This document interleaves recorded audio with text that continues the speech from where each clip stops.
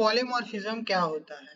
Polymorphism एक object oriented programming का एक इम्पोर्टेंट टॉपिक है। पॉलीमॉर्फिज्म में पॉली का मीनिंग होता है कई सारे, और जो मॉर्फ है उसका मीनिंग होता है प्रकार।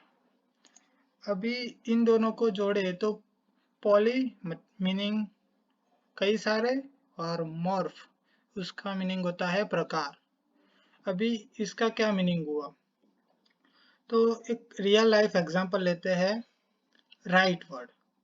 अगर राइट वर्ड को हम दो सेंटेंसेस, अगर मैं राइट वर्ड को यूज करके बनाऊं तो एम आई राइट, और दूसरा सेंटेंस है टर्न राइट साइड। तो इन दोनों ही सेंटेंसेस में राइट का मीनिंग डिफरेंट डिफरेंट है, और राइट का मीनिंग तभी हमें सोच पाते हैं जब कोई सेंटेंस पूरा लिखा हुआ है और उसको समझ के हम राइट का मीनिंग डिफाइन करते हैं। ऐसे ही ऑब्जेक्ट ओरिएंटेड प्रोग्रामिंग में पॉलीमॉर्फिज्म मतलब एक ही नाम के फंक्शन या ऑपरेटर हो सकते हैं। तो there are two type of polymorphism. दो टाइप के पॉलीमॉर्फिज्म होते हैं। एक होता है कंपाइल टाइम पॉलीमॉर्फिज्म और दूसरा होता है रन टाइम पॉलीमॉर्फिज्म। तो कंपाइल टाइम और रन टाइम पॉलीमॉर्फिज्म क्या होता है? कंपाइल टाइम मतलब कि हमारा प्रोग्राम रन कंपाइल हो रहा होगा तभी जो हमारे फंक्शंस है उनकी डेफिनेशन होती है, वो फंक्शन कॉल के साथ मैप होती है, और हम उसको बोल सकते हैं बाइंडिंग होती है। तो उसको हम अर्ली बाइंडिंग के बोलते हैं। अगर हम कोई एक फंक्शन, सपोज कि हमने कोई एक एरिया फंक्शन बनाया है। अभी एरिया फंक्शन को हमने डेफिनेशन लिखी, उसके बाद हमने मेन फंक्शन में उसको कॉल किया है। तो जब भी हमारा प्रोग्राम कंपाइल होगा तभी पहले कंपाइल टाइम पे जो फंक्शन कॉल है उस उसको हमारे फंक्शन की डेफिनेशन के साथ मैप किया जाएगा, और वो कंपाइल टाइम पे होता है, इसलिए उसको अर्ली बाइंडिंग बोलते हैं। तो अर्ली बाइंडिंग का definition, the job of compiler to bind a function call with appropriate function definition is called early binding. ये काम कंपाइलर का है जो हमारी फंक्शन कॉल को फंक्शन डेफिनेशन के साथ मैप करता है या बाइंड करता है। अभी ये कंपाइल टाइम पे हो रहा है, इसलिए इसको अर्ली बाइंडिंग बोलते हैं। अगर वो रन टाइम पे होगा तो उसको लेट बाइंडिंग बोलते हैं। अभी उसमें कंपाइल टाइम पॉलीमॉर्फिज्म में दो टाइप है, फंक्शन ओवरलोडिंग और ऑपरेटर ओवरलोडिंग। तो आज मैं आपको बताऊंगा कि फंक्शन ओवरलोडिंग क्या होता है। What is function overloading? तो अगर हम कोई एरिया फंक्शन ले, अगर मुझे एरिया फंक्शन को मतलब कि मुझे एरिया नाम के दो फंक्शन बनाने हैं। एक फंक्शन को मैं यूज करूंगा सर्कल के एरिया को फाइंड करने के लिए, और दूसरा फंक्शन मैं यूज करूंगा रेक्टेंगल का एरिया फाइंड करने के लिए। तो फंक्शन ओवरलोडिंग की डेफिनेशन क्या है वो मैं पहले पढ़ रहा हूँ। Multiple function sharing same name can be mapped with function call on the basis of argument, and compile time is known as function polymorphism और function overloading। मतलब कि जो हमने फंक्शन बनाए हैं उसको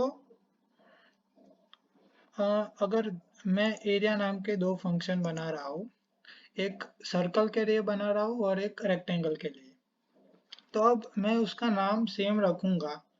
तो कंपाइलर कैसे पहचानेगा कि ये फंक्शन सर्कल के लिए है और ये रेक्टेंगल के लिए? तो उसके लिए फंक्शन के सिग्नेचर मस्ट बी डिफरेंट, मतलब कि फंक्शन के जो सिग्नेचर है वो डिफरेंट होने चाहिए। अभी फंक्शन सिग्नेचर क्या होता है? तो हमने सी लैंग्वेज में पढ़ा था कि फंक्शन का नेम, सी लैंग्वेज में फंक्शन का नेम मस्ट बी डिफरेंट, मतलब कि जो फंक्शन का नेम होता है वो डिफरेंट ही होना चाहिए। सेम नेम के दो फंक्शन नहीं हो सकते। लेकिन C++ में सेम नेम के दो फंक्शन हो सकते हैं, पर उसमें जो आर्ग्यूमेंट है वो मस्ट बी डिफरेंट। मतलब कि अगर मैं एरिया नाम के दो फंक्शन बनाऊँ तो उसमें जो आर्ग्यूमेंट की जो संख्या है और जो उसमें जो डेटा टाइप है वो डिफरेंट होने चाहिए। अभी मैं यहाँ पर एक एग्जांपल लेता हूँ। यहाँ पर हम पहले हेडर फाइल इंक्लूड कर लेता हूँ, हेस्ट इंक्लूड आईओस्ट्रीम, ओके, और यूजिंग नेम स्पेस std, और यहाँ पर मैं एक एरिया क्लास डिक्लेयर करता हूँ क्योंकि ये हम C++ पढ़ रहे हैं, तो ऑब्जेक्ट ओरिएंटेड स्टाइल में मैं यहाँ पर कोडिंग करूँगा क्लास एरिया, और इसमें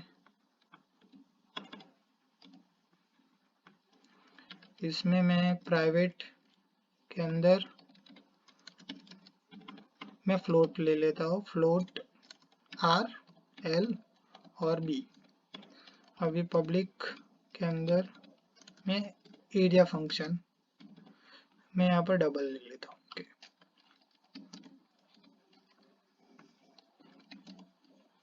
डबल के अंदर डबल में एरिया का रिटर्न टाइप रखूंगा क्योंकि सर्कल का एरिया डबल मतलब फ्लोट हो सकता है। तो अभी मैं एरिया और डबल जो मेरा फॉर्मल आर्ग्यूमेंट है उसको यहाँ पर मैं p ले लेता हूँ, और फंक्शन डेफिनेशन के अंदर मैं लिखूंगा एरिया, मतलब ये हम सर्कल के लिए बना रहे हैं तो सर्कल का एरिया होता है पाई आर स्क्वायर।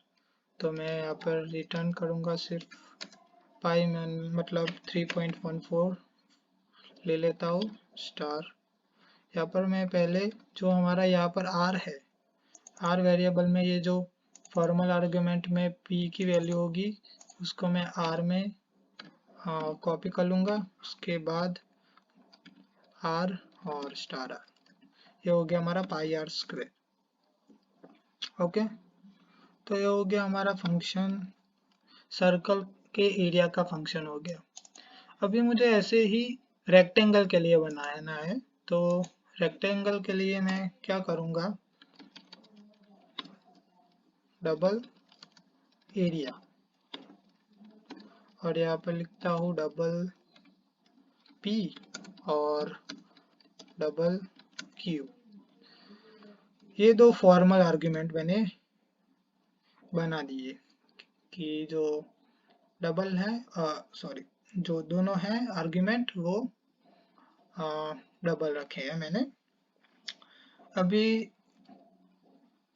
मैं l जो हमारा ये वेरिएबल बनाया मैंने, और b उसमें p और q की वैल्यू कॉपी कर लूँगा, तो p और जो b है उसमें q की वैल्यू कॉपी करूँगा।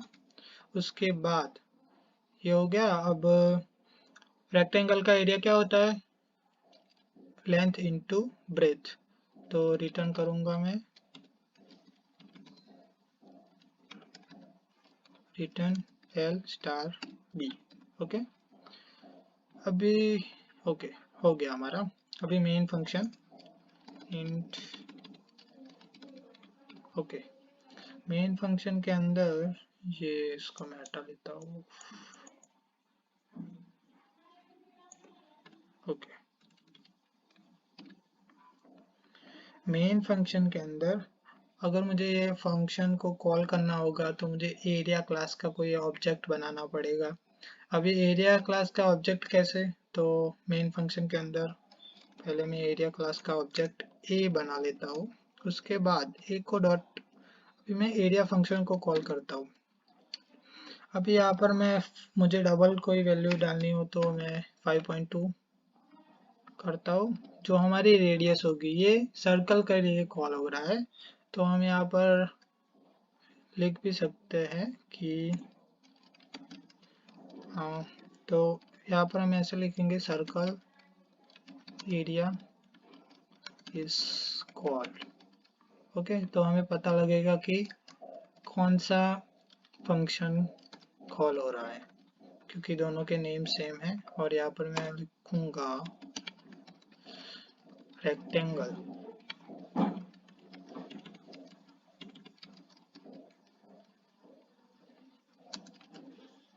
रेक्टेंगल एरिया इज कॉल्ड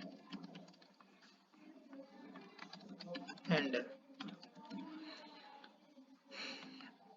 अभी मैंने ए डॉट एरिया को कॉल किया और यहाँ पर मैं दो आर्गुमेंट पास करूंगा, 2.1 और 3.5। ये जो एरिया है वो डबल टाइप की वैल्यू रिटर्न करेंगे, तो मैं यहाँ पर प्रिंट करूंगा ये वैल्यू जो रिटर्न होगी। तो मैं यहाँ पर लिखता हूँ सर्कल एरिया इज ओके। और न्यू लाइन के लिए हैंडल। उसके बाद हो गया हमारा सी आउट